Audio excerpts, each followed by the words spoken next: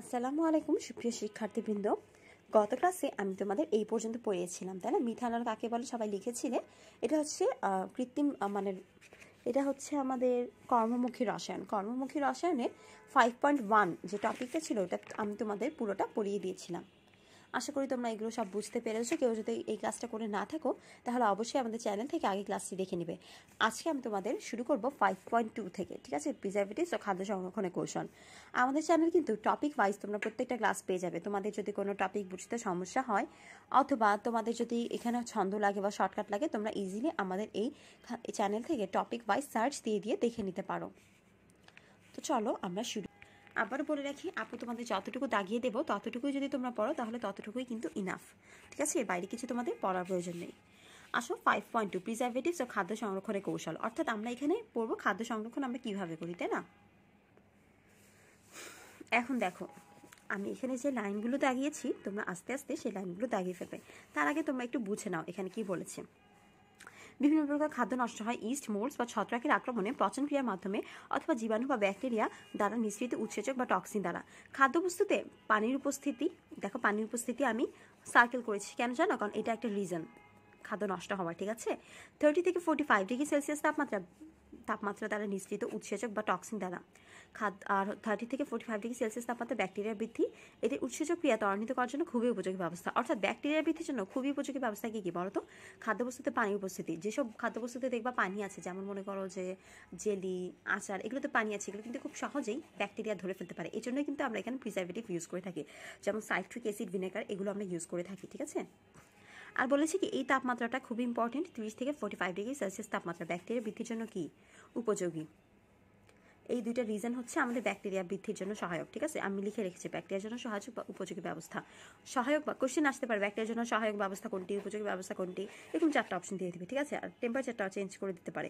টেম্পারেচারটা খেয়াল রাখবে 30 থেকে 45 ডিগ্রি সেলসিয়াস তাপমাত্রা এবং খাদ্যবস্তুতে পানি উপস্থিতি, এগুলো ব্যাকটেরিয়া বৃদ্ধির জন্য সহায়ক বা উপযোগী অবস্থা।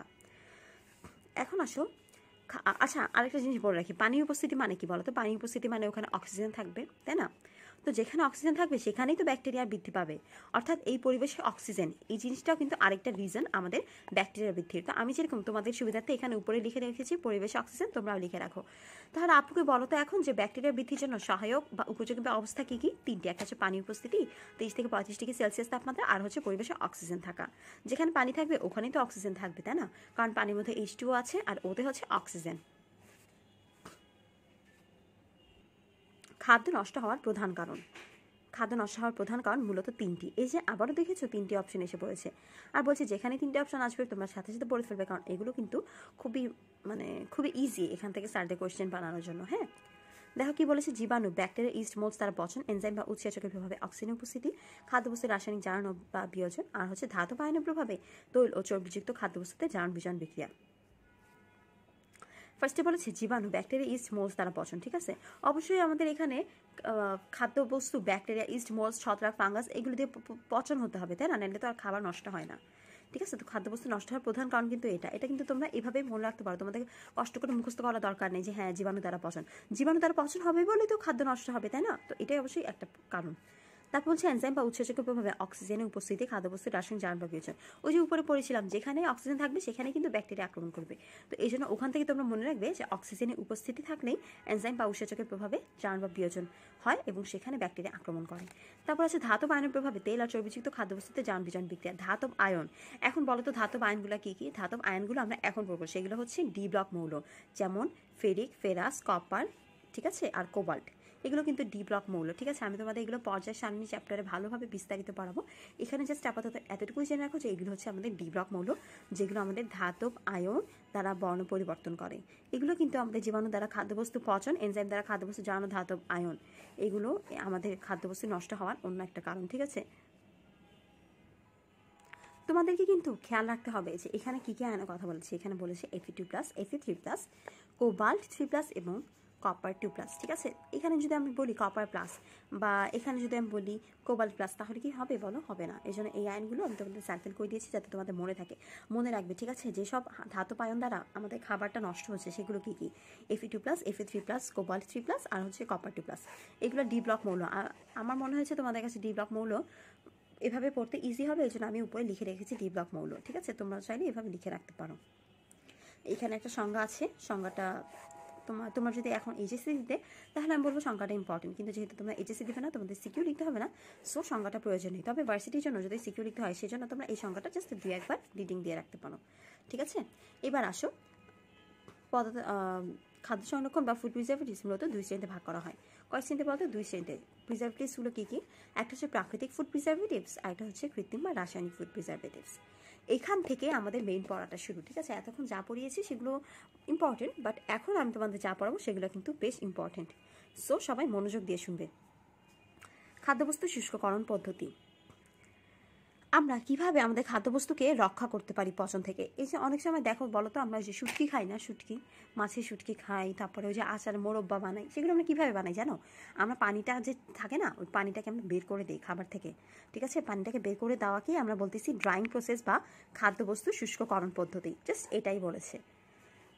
খাদ্যবস্তুতে পর্যাপ্ত পানি উপস্থিতি খাদ্যবস্তু ব্যাকটেরিয়া বৃদ্ধি সহায়ক। আমরা উপরে পড়ে এসেছি না যে যেখানে পানি থাকবে সেটাই ব্যাকটেরিয়া বৃদ্ধির জন্য সহায়ক, হ্যাঁ।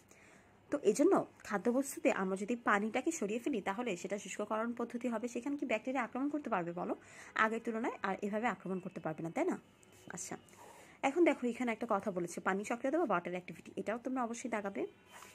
কি বলছে? নির্দিষ্ট তাপমাত্রায় খাদ্যবস্তুতে থাকা পানি বা জলীয়বাষ্পের পরিমাণ এবং খাদ্যবস্তুর চারপাশে পরিবেশ থাকা জলীয়বাষ্পের পরিমাণের অনুপাতকে পানি সক্রিয়তা বা ওয়াটার অ্যাক্টিভিটি বলে। অর্থাৎ খাদ্যবস্তুতে যেই পরিমাণ পানি আছে, ঠিক আছে, আমি লিখছি, তোমরা দেখো,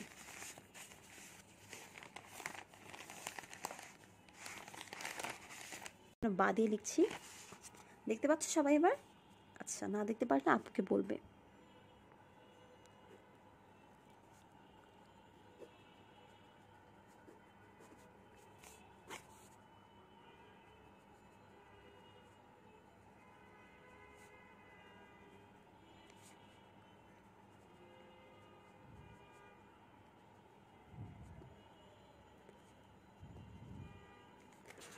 ঠিক আছে, তোমরা চাইলে এই জিনিসটাই তোমরা বইয়ে লিখে রাখতে পারো, তোমাদের কষ্ট করে পুরোটা লাইন পড়ার দরকার নেই, জাস্ট এখানে এই কথাটাই বলেছে। AW বা ওয়াটার অ্যাক্টিভিটি, এতে হচ্ছে অ্যাক্টিভিটি আর ডাব্লিউতে ওয়াটার, ঠিক আছে। কার অ্যাক্টিভিটি? পানির সক্রিয়তা। এটাকে এই যে ওয়াটার অ্যাক্টিভিটি থেকে কি তোমার মনে হচ্ছে না এটা পানির সক্রিয়তা? হ্যাঁ, তো এটা তোমাদের মনে থাকবে। এই জিনিসটা কি বলো তো? খাদ্যে থাকা পানি আর পরিবেশে থাকা পানি দুইটার অনুপাতকে, হ্যাঁ, দুইটা অনুপাত করছি, অনুপাত বললে আমরা ডিভাইড চিহ্ন দিই, অনুপাতকে আমরা বলতেছি ওয়াটার অ্যাক্টিভিটি, ঠিক আছে। জাস্ট এইটুকুই বলেছে। তোমাদের যদি পুরোটা লাইন পড়তে হ্যাফাজেড লাগে বা তোমাদের যদি মনে হয় যে হ্যাঁ এখানে কি লিখেছে, তোমরা চাইলে এখানে আপু তোমাদেরকে যেভাবে লিখে দিয়েছে এটা তোমাদের বইয়ে লিখে রাখতে পারো। আচ্ছা, এখন আসো, পানি সক্রিয়তার কিছু মান আছে, ঠিক আছে। AW এর মান 0 থেকে 1.0 এর মধ্যে ধরা হয়।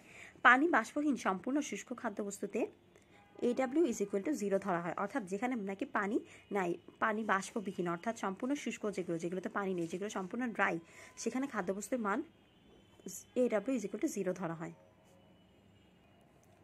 এখন দেখো, এই যে তোমাদের বইয়ে এত হিজিবিজি করে লেখা, ঠিক আছে, এখানে যে মানগুলো আছে না, মানগুলো কিন্তু খুবই ইম্পর্টেন্ট তোমাদের জন্য, ঠিক আছে। এখন এই মানগুলো যাতে তোমাদের ইজিলি চোখে পড়ে, এই জন্য আপু তোমাদের এখানে একবারে লিখে রেখেছি, ঠিক আছে। দেখো এখানে আমি কি বলেছি, AW মান আমরা সবসময় 0 থেকে 1 ধরি, ঠিক আছে। 0 থেকে 1 হচ্ছে AW, অর্থাৎ ওয়াটার অ্যাক্টিভিটি আমরা যেটা বলছি সেটা ধরা হয়। এখন AW মান যদি 0.90 চেয়ে বেশি হয় তখন কি দিয়ে আক্রান্ত হবে বলো তো? ব্যাকটেরিয়া দিয়ে। 0.88 চেয়ে বেশি হলে ইস্ট দিয়ে। 0.80 এর বেশি হলে ছত্রাক দিয়ে। এই জিনিসগুলো তোমাদের বইয়ে ছিল, আমি জাস্ট তোমাদের জন্য গুছিয়ে এখানে লিখে রেখেছি। তোমরা চাইলে তোমাদের বইয়ের পাশে ছোট্ট করে এই কথাগুলো লিখে রাখতে পারো। এখন আসো, বলেছে AW 0.6 থেকে কম হলে সেখানে খাদ্যবস্তু জন্মাতে পারে না, এই জন্য আমি লিখে রেখেছি পারে না, অর্থাৎ কি পারে না বলো তো? খাদ্যবস্তুতে জীবাণু জন্মাতে পারে না, এই জন্য আমি জাস্ট একটা ক্রস চিহ্ন দিয়ে রেখেছি, ঠিক আছে। তোমরা চাইলে এখানে কোথাও, যে এখানে তোমাদের জায়গা থাকে, দেখো বইয়ের আশেপাশে তোমরা এই কথাগুলো, যে আপু যে তোমাদের এখানে লিখে এনেছি না তোমাদের সুবিধার্থে, তোমরা এই কথাগুলো এখানে লিখে রাখতে পারো, ঠিক আছে। যাতে তোমাদের যদি মনে হয় যে না এখানে একটু বেশি বিশৃঙ্খলা, পড়তে ভালো লাগছে না, তাহলে তোমরা এটা লিখে রাখতে পারো। এখন তোমরা আপুর সাথে সাথে বলো আমরা কি কি পড়েছি। AW মান আমরা 0 থেকে 1 এর মধ্যে রাখবো, তাই না। যেখানে নাকি পানি বাষ্পহীন সম্পূর্ণ শুষ্ক খাদ্য, সেখানে কি ইস্ট বা ছত্রাক জন্মাতে পারে বলো? যেখানে নাকি ড্রাই, সেখানে তো পানিই নেই, তাহলে সেখানে কিভাবে জন্মাবে? সেখানে জন্মাতে পারে না। আবার এখানে ব্যাকটেরিয়া, ইস্ট আর ছত্রাকের জন্য AW এর মান কিছু কিছু দেওয়া আছে, সবগুলি কিন্তু একটা জিনিস খেয়াল করবে, সবগুলো কিন্তু গ্রেটার দেন দেওয়া, হ্যাঁ, সবগুলো গ্রেটার দেন, অর্থাৎ 0.8 এর চেয়ে বেশি হলে ছত্রাক জন্মাতে পারবে। 0.80 এর চেয়ে বেশি হলে 0.80 এর চেয়ে বেশি হলে ছত্রাক জন্মাতে পারবে। 0.88 এর চেয়ে বেশি হলে ইস্ট জন্মাতে পারবে, হ্যাঁ আপু একটু ভুল বলেছি, ইস্ট জন্মাতে পারবে। আর 0.90 এর চেয়ে বেশি হলে ব্যাকটেরিয়া জন্মাতে জন্মাতে পারবে, ঠিক আছে? সবগুলো কিন্তু দেখো বেশি বেশি না, তোমাদের জন্য এই জিনিসটা ইজি হয়েছে। এখানে কি কোথাও তোমাদের এই যে স্মলার দেন সাইনটা আছে? বলো, স্মলার দেন নাই, সবসময় কিন্তু তোমাদের গ্রেটার দেন সাইনটা আছে, ঠিক আছে? তো এটাই তোমরা খেয়াল রাখবে যে এডাব্লিউ মান যদি 0.90 চেয়ে বেশি, অর্থাৎ সবচেয়ে বেশি যেটা সেটা হচ্ছে ব্যাকটেরিয়া। আস্তে আস্তে কিন্তু কমেছে 0.88, তাই না? এটা একটু কমেছে না বলো? 0.90 থেকে কম, সেটা হচ্ছে ইস্ট। তার আরেকটু কম অর্থাৎ 0.80, সেটা হচ্ছে ছত্রাক, অর্থাৎ ছত্রাক, ইস্ট, ব্যাকটেরিয়া। এভাবে যদি তোমরা মনে রাখো তাহলে তোমাদের সিকোয়েন্স ওয়াইজ মনে রাখতে ইজি হবে। এখন আরেকটা জিনিস খেয়াল করবে যে পানি সক্রিয়তা যদি এডাব্লিউ মান 0.6 কম রাখা হয় তাহলে পরিবেশে ব্যাকটেরিয়া, বৃদ্ধি, ইস্ট, ছত্রাক এগুলো জন্মাতে পারে না। এখন একটা জিনিস যেটা ওয়াটার অ্যাক্টিভিটি 0.6 চেয়ে কম, সেখানে জন্মাতে পারবে না, ঠিক আছে? এই জন্য আমি তোমাদের এখানে লিখে রেখেছিলাম যে এডাব্লিউ যদি 0.6 থেকে কম হয় তখন সেখানে পারে না। অর্থাৎ একটা জিনিস আমরা এখান থেকে একটা জিনিস ক্লিয়ার হলাম, সেটা কি বলতো? এডাব্লিউ এর মান যত কম তত খাবার ভালো, ঠিক আছে? তোমরা এই জিনিসটা লিখে রাখো যাতে করে তোমরা বুঝতে পারবে এডাব্লিউ এর মান যত কম হবে ততই সেখানে খাবার, মানে সেখানে জীবাণু জন্মানোর প্রবণতা কম হবে এবং খাবারটা তত ভালো থাকবে, তাই না? বলো, এটাই, ঠিক আছে? এখান থেকে আর বেশি কিছু পড়া লাগবে না তোমাদের। আমি জাস্ট যেই সবগুলো বলে দিয়েছি তোমরা জাস্ট সাইডে, বইয়ের সাইডে কোথাও লিখে রাখবে বা মনে রাখবে, তাহলেই হবে। এখান থেকে আর বেশি কিছু পড়ার দরকার নেই। এখন আসো খাদ্যবস্তু সংরক্ষণে কেস হার্ডেনিংয়ের ভূমিকা। কেস হার্ডেনিং, ঠিক আছে? ওই যে আমি তোমাদের যেটা বললাম যে আমরা অনেক সময় মোরব্বা, তারপরে যে আমসত্ব বানাই না, বা শুটকি বানাই, সেটা কি করি? হার্ডেনিং বলতে কি সেই জিনিসটা শক্ত হয়ে যায় না? তো জাস্ট এটাই বলছে, ঠিক আছে? আমি পড়ি, তোমরা দেখো। প্রখর সূর্য তাপে পচনশীল খাদ্যবস্তুকে শুকানো হলে ওইসব খাদ্যবস্তুর বহির্ত্বক বা উপরিতল শক্ত হয়ে থাকে। এই যে আমরা যদি অনেক প্রচণ্ড সূর্যের তাপে আমরা যখন নাকি মাছগুলোকে আমরা শুকাই না রোদের মধ্যে, তখন দেখবো যে ওগুলো আস্তে আস্তে শুকাতে শুকাতে অনেক শক্ত হয়ে যায় না একটা পর্যায়ে? তো তারপরেই তো সেটা শুটকি হয়ে থাকে, তাই না? বা আমরা যারা নাকি আমসত্ব বানাই তারাও তো, আমরা যখন নাকি যে রোদের মধ্যে দিয়ে থাকি, তোমাদের আম্মু বা বাসায় যদি চাচিরা বানায় থাকে তখন দেখবে রোদের মধ্যে যখন আমসত্বটা দাও তখন কিন্তু ওটা আস্তে আস্তে মানে নরম থেকে আস্তে আস্তে শক্ত হতে শুরু করে। এটাই কিন্তু তোমাদের কেস হার্ডেনিং, ঠিক আছে? তো আমি যেরকম এখানে দাগিয়ে ফেলেছি না, এই তোমরা এভাবে দাগিয়ে ফেলবে। কি কি শক্ত হয় এখানে বলতো? বহির্ত্বক বা উপরিতল শক্ত হয়ে থাকে। তোমাদের কোশ্চেনটা আসবে এভাবে যে অন্তর্ত্বক, অন্তর্ত্বক বা উপরিতলের জায়গায় আসতে পারে মধ্যতল, ঠিক আছে? অন্তর্ত্বক কি হবে বলো? এখানে বইয়ে যেটা আছে সেটাই তো হবে, বহির্ত্বক বা উপরিতল। এটা একটা কমন সেন্সের ব্যাপার। দেখো, কেস হার্ডেনিং অর্থাৎ আমরা জিনিসটা রোদে শুকিয়ে আমরা এটাকে শক্ত করছি, তাহলে আমরা যেটা রোদে শুকাচ্ছি অর্থাৎ বাইরের জিনিসটাই কি শক্ত হবে, ঠিক আছে? তোমরা এটা এভাবে মনে রাখবে যে আমরা যখন মাছটা শুকাই তখন উপরের জিনিসটা শক্ত হয়, ঠিক আছে? মাংসটা তো একদম মানে হয়ে যায়, মাছের মধ্যে যে ইয়েটা থাকে সেটা একদম রোদে শুকায় শুকায় একদম তক্তা হয়ে যায়, এই জন্য তো ওটা শুটকি হয়। তো জাস্ট তোমরা এই জিনিসটাই মনে রাখবে। ফলে পরিবেশে জলীয় বাষ্প খাদ্যবস্তুর ভিতরে প্রবেশে বাধা পায়। ওই যে মাছের ভিতরে যে পানিগুলো থাকে না, এগুলো সূর্যতাপ শোষণ করে ফেলে, ঠিক আছে? তারপরে সেটা শক্ত হয়ে যায়।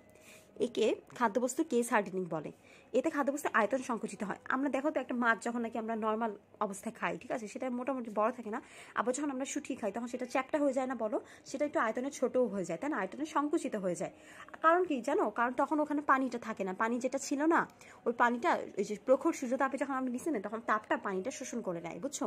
এই জন্য এটা আয়তনে সংকুচিত হয়, কারণ তার মধ্যে পানি নেই, এই জন্য সেটা সংকুচিত হয়ে গিয়েছে। আর এখানে এটার বহির্ত্বক উপরিতল শক্ত হয়ে গিয়েছে, এটাই বলছে। জাস্ট তুমি জাস্ট জিনিসগুলো মনে রাখার চেষ্টা করো, ঠিক আছে? বুঝার চেষ্টা করো, তাহলে তোমার মুখস্থ করার কোনো প্রয়োজন নেই। বলছি প্রখর সূর্যতাপে আমরা একটা জিনিসকে শুকাবো, হ্যাঁ ওকে ফাইন, শুকাইলাম, শুকানোর পরে কি হবে? এটা বহির্ত্বক বা উপরিতল শক্ত হয়ে যাবে। আচ্ছা, শক্ত হলো, হওয়ার পর কি হবে? খাদ্যবস্তু আয়তনে সংকুচিত হবে, ঠিক আছে? এখানে কিছু কিছু উদাহরণ দিয়েছে, যেমন দেখো কিসমিস, শুটকি ইত্যাদিতে কেস হার্ডেনিং ঘটে থাকে। যে কিসমিস, যে হ্যাঁ কিসমিসও কিন্তু একটা উদাহরণ। শুটকিতে আমি তোমাদের বললামই, কিসমিসও কিন্তু ওই যে আঙুর থেকে আমরা কিসমিসটা বানাই, ঠিক আছে? আঙুরটাকে শুকিয়ে এটাকে একদম মানে এটার ভিতর যে পানিটা থাকে ওটা একদম শুষে ফেলে সূর্যতাপটা, তারপর ওটা আয়তনটা কি হয়? একটু সংকুচিত হয়, যার কারণে কিসমিসের মধ্যে যখন তুমি আবার পানি দিবে তখন কিন্তু সেটা আবার স্ফীত হয়ে ওঠে। এটা তোমরা নিশ্চয়ই প্র্যাকটিক্যাল পড়ে এসেছো 9 10-এ, তাই না? তো এখন আমরা সেটাই আবার দেখছি। এখন আসলে খাদ্যবস্তু শীতলীকরণ পদ্ধতি, এগুলো দরকার নেই এতটা, এগুলো তোমরা পারো, তাও যদি তোমাদের মনে হয় তোমরা এই লাইনগুলো দাগিয়ে রাখতে পারো। যে অতি নিম্ন তাপমাত্রায় ব্যাকটেরিয়া সম্পূর্ণ নিষ্ক্রিয় এবং খাদ্যবস্তু এনজাইম ক্রিয়াহীন থাকে। আচ্ছা বলতো যে ব্যাকটেরিয়ার জন্য আমরা উপযোগী তাপমাত্রা কত পেয়েছিলাম? 30 থেকে 45 ডিগ্রি সেলসিয়াস তাপমাত্রা, তাই না?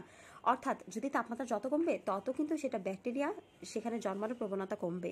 অর্থাৎ অতি নিম্ন তাপমাত্রা মানে যেখানে কি তাপমাত্রা কম সেখানে ব্যাকটেরিয়া কম জন্মাবে, খাদ্যবস্তু এনজাইম ক্রিয়াহীন থাকবে, অর্থাৎ খাদ্যবস্তুতে এনজাইম কাজ করবে না, ঠিক আছে? তাহলে সেখানে ব্যাকটেরিয়া কীভাবে জন্মাবে? আচ্ছা, পানি বরফে কণা পরিণত হওয়ায় পানি সক্রিয়তা থাকে না। পানি বরফে কণা পরিণত হওয়ায় পানির সক্রিয়তা AW থাকে না। এক্ষেত্রে ব্যাকটেরিয়া কোষের সাইটোপ্লাজম জমাটবদ্ধ কোষে পরিবহন প্রক্রিয়া বন্ধ থাকে। এগুলো এতটা ইম্পর্টেন্ট না, তাও যদি তোমরা রিডিং পড়তে পারো। যদি কোনো কিছু প্রবলেম হয় তাহলে আপুকে বলবা, আপু বুঝিয়ে দেবো, ঠিক আছে? আচ্ছা, এখন আসো খাদ্যবস্তু শীতলীকরণ পদ্ধতি বা কুলিং প্রসেস। এটা কয় পদ্ধতি? এটা হচ্ছে কয় প্রকার? এটা হচ্ছে দুই স্তরে দুই স্তরে করা যায়, ঠিক আছে। একটা হচ্ছে ফ্রিজিং বা শীতলীকরণ, আর একটা হচ্ছে ডিপ ফ্রিজিং বা হিমায়ন। ফ্রিজিং বা শীতলীকরণ, এখন এখানে কিন্তু তোমাদের টেম্পারেচারটা ইম্পর্টেন্ট। ফ্রিজিং বা শীতলীকরণ কিসে করা হয়? 0 থেকে 4 ডিগ্রি সেলসিয়াস তাপমাত্রায়। নিম্ন তাপমাত্রায় সাধারণ ফ্রিজে খাদ্যবস্তু সংরক্ষণ করা হয়, সেটা হচ্ছে ফ্রিজিং বা শীতলীকরণ। এটা হচ্ছে আমরা জানি না যে আমাদের বাসার মধ্যে যে ফ্রিজগুলো থাকে সেটা কিন্তু দুইটা পার্ট আছে, খেয়াল করেছো? একটা উপরে একটা নিচে। একটার মধ্যে আমরা মাছ মাংস সংরক্ষণ করি, আরেকটার মধ্যে আমরা রান্না করা তরি তরকারি বা রান্না করা কোনো কিছু সংরক্ষণ করি, ঠিক আছে। এখন যেটার মধ্যে আমরা মাছ মাংস সংরক্ষণ করি সেটাকে আমরা কি বলি? আমরা সেটাকে বলি ডিপ ফ্রিজ। তোমরা খেয়াল করে দেখেছো ওটা একদম বরফ হয়ে থাকে। আর নিচে যে ফ্রিজটা না সেটা কিন্তু নর্মাল থাকে, মানে ঠান্ডা থাকে, কিন্তু বরফ কিন্তু হয় না, ঠিক আছে। তো এখানে জাস্ট ওই দুইটা ফ্রিজের কথাই বলেছে। একটা হচ্ছে ফ্রিজিং বা শীতলীকরণ, অর্থাৎ 0 থেকে 4 ডিগ্রি সেলসিয়াস তাপমাত্রায় নিম্ন তাপমাত্রা সাধারণ ফ্রিজে খাদ্যবস্তু সংরক্ষণ করা হয়। এই ফ্রিজটা হচ্ছে তোমাদের নিচের ফ্রিজ, যেখানে আমরা খাবার দাবার রান্না করার পরে রেখে দিই, বা ভাত টাত থাকলে সেগুলো আমরা রাখি না, সেটা হচ্ছে আমাদের নর্মাল ফ্রিজটা, ঠিক আছে, বা সাধারণ ফ্রিজ। ফ্রিজিং বা শীতলীকরণ সাধারণ ফ্রিজ 0 থেকে 4 ডিগ্রি সেলসিয়াস তাপমাত্রায় এটা সংরক্ষণ করা হয়। আচ্ছা, আর সেকেন্ডটা হচ্ছে আমাদের ডিপ ফ্রিজ বা হিমায়ন। ডিপ ফ্রিজ হচ্ছে যেখানে আমি তোমাদের বললাম যে মাছ মাংস সংরক্ষণ করি, যেহেতু ওটা বরফ হয়ে থাকে তো এই জন্য ওইটার তাপমাত্রা কিন্তু অনেক কম হবে না, বলো? এটা এইখানে ফ্রিজের এই তাপমাত্রা, সাধারণ ফ্রিজের তাপমাত্রা ছিল 0 থেকে 4 ডিগ্রি সেলসিয়াস তাপমাত্রা, তো ডিপ ফ্রিজের তাপমাত্রা আরও কম হবে, এটা মাইনাসে চলে গিয়েছে, ঠিক আছে। -5 ডিগ্রি সেলসিয়াস থেকে -18 ডিগ্রি সেলসিয়াস পর্যন্ত। -5 ডিগ্রি সেলসিয়াস থেকে -18 ডিগ্রি সেলসিয়াস নিম্ন তাপমাত্রায় বা ডিপ ফ্রিজিংয়ে খাদ্যবস্তু সংরক্ষণ করা হয়। ডিপ ফ্রিজিং অবস্থায় ব্যাকটেরিয়া -5 থেকে -10 ডিগ্রি সেলসিয়াস তাপমাত্রায় সম্পূর্ণভাবে নিষ্ক্রিয় হয়ে থাকে। এখন দেখো ডিপ ফ্রিজ আমরা যেগুলো দেখি, আচ্ছা আমাকে বলো তো যে ডিপ ফ্রিজে আমরা যেসব খাবার দাবার রাখি না ওগুলো কি কখনো নষ্ট হয়? বলো, কখনো পচে? নর্মাল ফ্রিজে দেখবো তোমরা একটা জিনিস 1 মাসের বেশি রেখে দিলে সেটা অবশ্যই নষ্ট হয়ে যায়, গন্ধ হয়ে যায়, সেখানে ফাঙ্গাস পড়ে, ছত্রাক পড়ে। কিন্তু ডিপ ফ্রিজে কিন্তু কখনোই এগুলো হয় না। কেন হয় না এবার বুঝতে পেরেছো? কারণ আমার ডিপ ফ্রিজের তাপমাত্রা আমাদের থাকে -5 থেকে -18 ডিগ্রি সেলসিয়াস, আর ব্যাকটেরিয়া কিন্তু নিষ্ক্রিয় থাকে -5 থেকে -10 ডিগ্রি সেলসিয়াসের মধ্যেই ব্যাকটেরিয়া নিষ্ক্রিয় হয়ে যায়। অর্থাৎ এই তাপমাত্রার মধ্যে কখনোই ব্যাকটেরিয়া জন্মাতে পারে না, ঠিক আছে। ব্যাকটেরিয়া জন্মালে ওখানে ব্যাকটেরিয়া নিষ্ক্রিয় থাকে, অর্থাৎ ব্যাকটেরিয়া সক্রিয় হতে পারে না, অর্থাৎ ব্যাকটেরিয়া কাজ করতে পারে না, ঠিক আছে। এই জন্য কিন্তু ডিপ ফ্রিজে আমাদের খাবার দীর্ঘদিন যাবত ভালো থাকে। অনেক সময় দেখা যায় যে 1-2 বছর ধরে আমরা মাছ মাংস রেখে দিই, সেগুলো কিছুই হয় না, কারণ সেখানে তো ব্যাকটেরিয়া জন্মাতেই পারে না, ঠিক আছে। কারণ ব্যাকটেরিয়া -5 থেকে -10 ডিগ্রি সেলসিয়াস তাপমাত্রায় সম্পূর্ণ নিষ্ক্রিয় থাকে। এখন এইখানে তোমাদের সবচেয়ে বেশি ইম্পর্টেন্ট যেটা, সেটা হচ্ছে এই দুইটা তাপমাত্রা। একটা হচ্ছে ফ্রিজিং বা শীতলীকরণের, আর একটা হচ্ছে ডিপ ফ্রিজিং বা হিমায়নের। আমার সাথে বলো তো, ফ্রিজিং বা শীতলীকরণ অর্থাৎ নর্মাল যে ফ্রিজটা সেটা টেম্পারেচার কত? 0 থেকে 4 ডিগ্রি সেলসিয়াস। তাহলে এখন সবাই বুঝতে পেরেছো বাসার মধ্যে আমরা তরকারি যেগুলো আমরা রাখি সেগুলো আমরা কতটুকু তাপমাত্রায় রাখি বলো তো? 0 থেকে 4 ডিগ্রি সেলসিয়াস তাপমাত্রা, তাই না? তো আজকে আম্মুকে বলবে যে হ্যাঁ আম্মু, তুমি কি জানো এই তরকারিটা যে তোমরা রাখছো সেটা তোমরা কত তাপমাত্রায় সংরক্ষণ করছো? তখন তো তোমার আম্মু বলবে যে না জানি না। তো তুমি জানো মা? তখন তুমি বলবে যে হ্যাঁ মা আমি জানি 0 থেকে 4 ডিগ্রি সেলসিয়াস তাপমাত্রা, ঠিক আছে।